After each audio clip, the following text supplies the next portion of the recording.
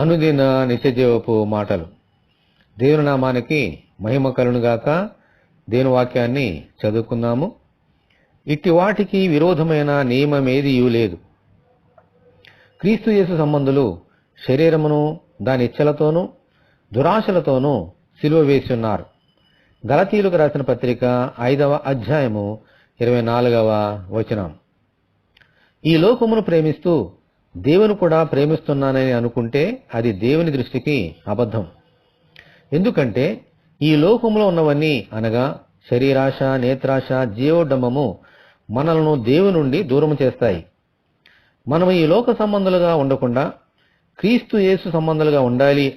అలా ఉండాలి అంటే ఈ ఆశలను సిలువేయాలి. ఈ ఆశలను శిలువ మీద చంపినప్పుడు మనము క్రీస్తు యేసులో జీవించగలుగుతాం. అప్పుడు మనకు విరోధముగా ఏ శక్తి పనిచేయదు. దేవునికి స్తోత్రము. హల్లెలూయా.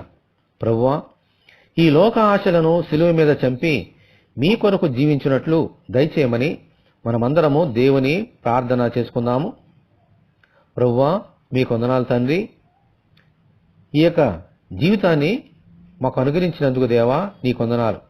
ఈ జీవితంలో మాకు అనుగ్రహించిన ఈ శరీరాన్ని దానికి ఉన్నటువంటి ఇచ్చలతోనూ దురాశలతోనూ మేము కూడా సిలువ వేసి మీకు విరోధమైన ప్రతి నియమాన్ని ప్రభువా ఆ సిలువ మీద సిలువ వేసి మీ సంబంధులుగా మీ బిడ్డలుగా ఈ లోకంలో జీవించినట్లుగా మీ కృప మాకు అనుగ్రహించండి.